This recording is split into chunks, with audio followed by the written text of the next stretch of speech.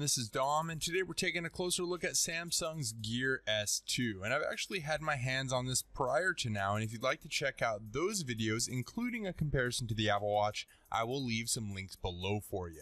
Either way, the Gear S2 is shaping up to be one of the top dogs in smartwatches thanks to some of its unique features which surprisingly have nothing to do with Android Wear. Yep, this little guy is running Tizen, and for the first time, I absolutely love it. This is one of the smaller smartwatches out right now as well, and that may not be a good thing for everyone, but the Gear S2's 40mm casing and form factor looks pretty good on a wrist. The design is a bit sporty, but Samsung's Gear S2 Classic will be around to solve that issue.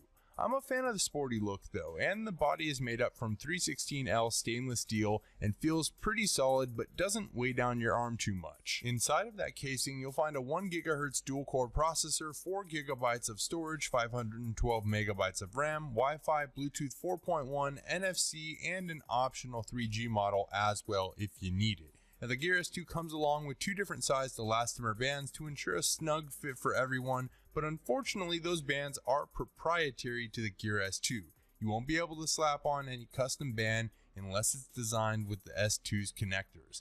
Not a deal breaker, but if you want that level of customization, the S2 Classic is the only way to go. There are a couple of buttons on the side, with the top one used as a back button and the bottom used for quick app access or a customized shortcut with a double press, as well as a microphone in the middle of the two for voice input, but majority of the navigation will be done on the touchscreen and the Gear S2's innovative way of taking you through the menus and options. Samsung has gone a completely different route than its competitors with navigation on the Gear S2 and utilizes the bezel as its main form of navigation. Rotating the bezel around the S2's crispy 1.2-inch Super AMOLED display will easily take you through the various screens on the main page, choose from different apps, and settings options. It's one of the best ways I've seen for navigation on a device of this size, and I've found that even using one finger, the bezel still rotates with ease. Navigating using the bezel just feels so damn right. It's hard to explain, but once you've navigated to an option you'd like to choose,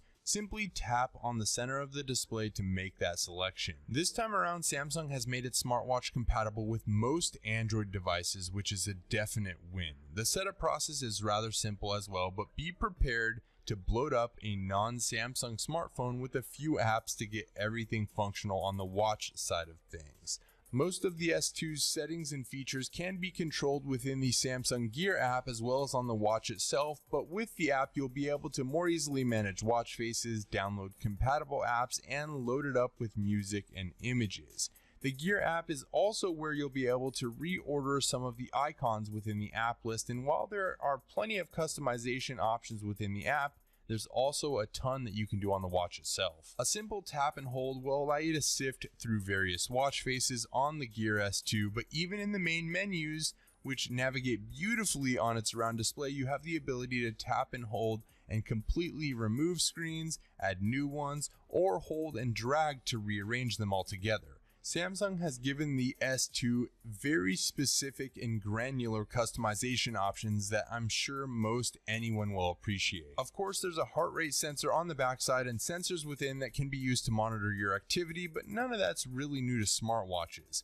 Unfortunately, there's no speakerphone on the standard Gear S2, but that doesn't stop it from allowing you to dial numbers using its tiny little dialer. If you want calling capabilities though, you'll have to spring for the 3G model. Notifications are supported in full on the Gear S2 no matter which Android device you're using, but notice that some are actually more dumbed down than others. And this is probably until developers hop on board and optimize things a little bit, but you'll have reply options for most services like texts and Hangouts out of the box. There's also standard quick replies available, but you can customize those and you can utilize voice dictation or even a little and mildly annoying keyboard that can be used to type a reply on the watch face, but I'm not really a big fan of that. As for battery life, Samsung promises 2 to 3 days, but I think that's a little ambitious. I made it through a full day with about 45% battery remaining, but I wasn't confident enough to leave it off the charger for the night. I'm a pretty heavy mobile user though, with a lot of notifications coming in throughout the day, so that will definitely impact performance,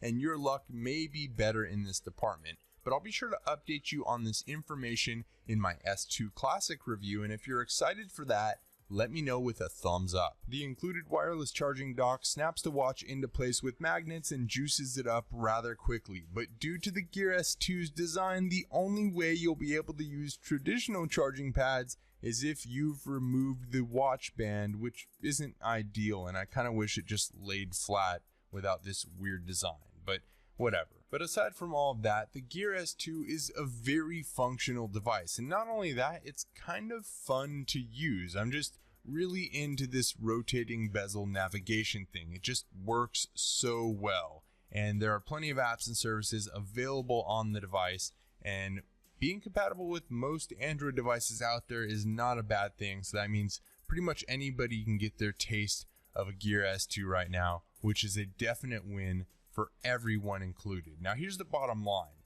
Samsung's Gear S2 is one of the best smartwatches of the year, hands down.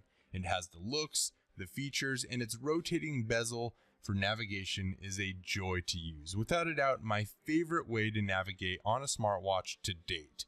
And if or when Samsung adds iOS support to the Gear S2 lineup, I believe they'll have a widely adopted hit on their hands. The Gear S2 starts out at $299, and everything considered, I think it's well worth the price. But, let me know what you think about the Samsung Gear S2 in the comments section below. And if you enjoyed this review, feel free to leave it a thumbs up, as it does help out the channel a lot.